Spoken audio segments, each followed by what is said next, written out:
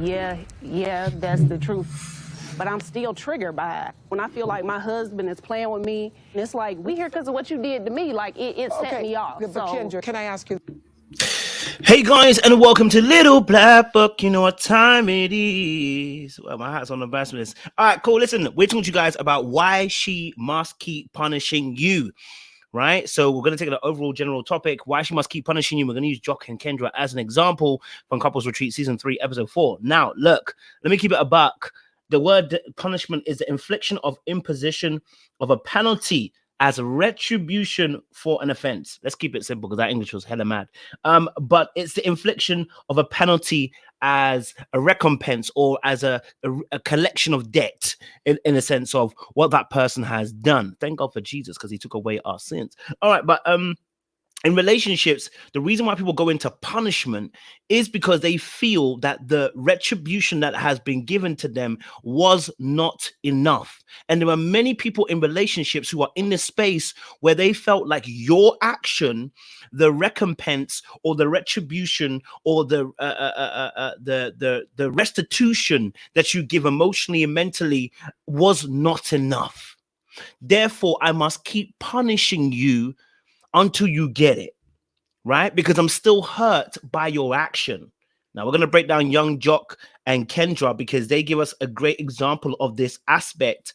And hopefully you can get a better insight visibly as well through the clips I show. So if you're new to the channel, do me a massive favor, like it, share, subscribe, click on the bell button for notification of the what? Uploads. And for those of you who are returnees, you already know what it is, baby. You got the minerals. You got the minerals. Stay hydrated.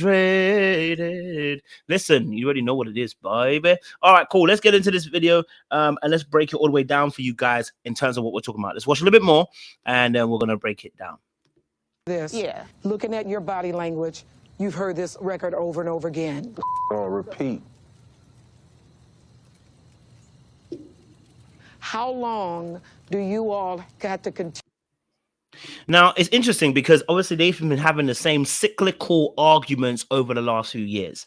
I want to give a bit of background and context to anybody to make them understand. Young Jock Kendra, he obviously cheated in the beginning of the relationship, had an affair, or sure, at the time he cheated. And then I believe he had a child with a woman as well. And so he has done the most, okay, before they got married. They were together, but not married, okay? And then they got married, and I guess the news obviously coming back out again in terms of like the TV show and all that kind of stuff brought those feelings back up again. I think the reality of the situation is, though, she's never really got over it. And this is a struggle of being on television as well and the media, that a lot of times people are thrust in front of the camera before they're actually healed and ready. Many of us get to sit behind the scenes and get to heal in private. But this young lady hasn't had the opportunity to, and that is traumatic. And so she's punishing young Jock because she needs to let him know that what he has done is still hurting her. The trouble is, it's very difficult to verbalize when you're not used to actually spending time communicating and telling people actually how it hurts. And especially if you feel the other person won't actually hear your cries. So instead of crying about it, instead of moaning about it, you start to inflict pain. This is the quickest way the other person will learn. And you start to come up with colloquial terms as, you know, those who don't feel, those who don't hear will feel in regards to your relationship. You know, and as you heard her in the very beginning, she was like, well, you know what you did to me. Because she's still in pain. And a lot of time people cover up their pain and their hurt with anger. And that anger then turns to wrath and turns into a behavior which they then inflict on their partner. So she's going to keep on punishing young Jock until she does the healing work herself. But the reality of the situation also is it's a dual process as well, because cheating robs people of the trust and the safety of a relationship. The trust and the safety of emotional connection. The person can no longer trust that you yourself will be somebody they can rely upon. Now, it doesn't have to even be cheating. Maybe you said something, okay, that would have been so painful and it triggered past memories. Maybe you did something without even realizing you did something unintentionally, and they're reading it as intentional because it triggers past memories. either way, the person is now punishing you because they feel that the retribution and the punishment doesn't fit. And so therefore they're going to keep on punishing you until you get it. Okay, so one of the things that I wanted to focus on around this is, I believe, number one, people are still, when people punish people, they're still angry and they're still hurt. Okay, anger is a code word for hurt in most cases in these situations. Forgiveness does not just mean I'm sorry and I forgive you. There's oftentimes a restitution that needs to be made in order to restore the relationship back to its original point. When we talk about reconciliation, people can restore the relationship back to its original point, but people might not feel happy until there's restitution. What does that restitution mean? There is a penance, there's a payment that you make in order to make the relationship right. If I break your TV, I can say sorry, but do you know what that person might want? A new TV. And that's the restitution that is paid back, right? I believe she may be agitated and someone may be they may be triggered by reminders of your behavior. For instance, if you have impregnated somebody else, or if your partner has cheated or whatever, or, you know, any reminder, like for instance, where you go to dinner or whatever, might be a trigger for that person, and they may end up acting out because of the pain that they're feeling in that immediate moment. I think also as well, people also are fighting themselves. They're fighting the issues of, why did I continue this relationship if I feel like your behavior isn't necessarily changing?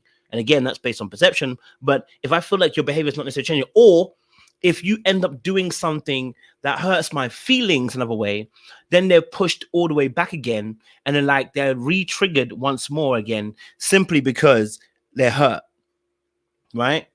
And their fear, which is their own problems, their fear now is making them feel like everything that you do is intentional. The lens that you have now is skewed, and so every behavior becomes intentional. And the final point on this is, she wants your behavior to change, but her previous methods didn't work. So now she's cracking the whip.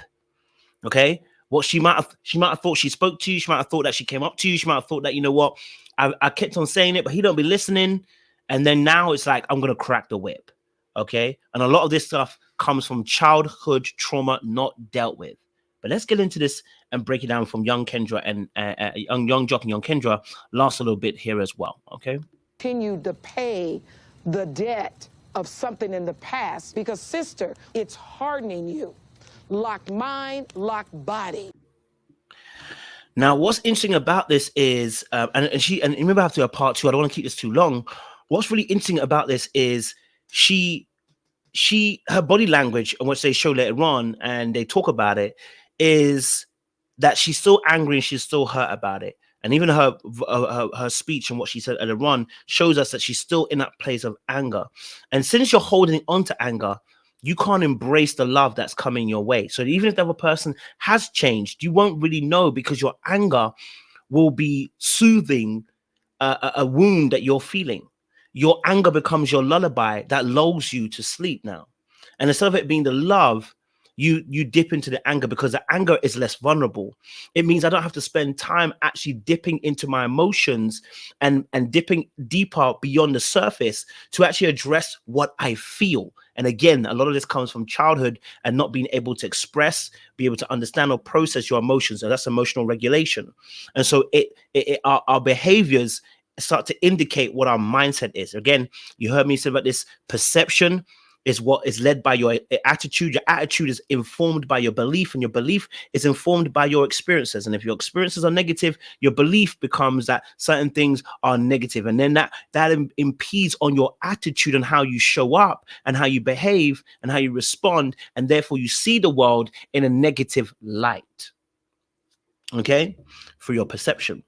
And so we'll do a part two where we break this down as well. But she keeps punishing young Jock because she feels he hasn't repaid the price yet. And whether that's true or not, we don't know. She has to be honest with herself and ask that question: has he paid the price enough? Is sorry enough? And this is where 5 love apology languages come in. And I'll end on this note. The 5 apology languages is: number 1, expressing regret. I'm sorry. Number 2, expressing for forgiveness. Forgive me. Can you find it in your heart to forgive me? Right? Restitution. How would you like me to make this right? Change behavior. Next time what I will do is I will do X, Y, and Z. And then accepting responsibility. I was wrong. I know I shouldn't have done this. Now, it's probably more than likely there's a combination of apology language that she's requiring from young Jock that she hasn't heard that makes sense to her. And more than likely, the pain of his action is linking up with a previous childhood wound, and that has left a gaping hole. And until she begins to address it and not just lick the wounds, it's going to continue to be this way where she's going to continue punishing him, right? So like, share, subscribe, click on that bell button for notification of uploads. We appreciate you. Stay locked and stay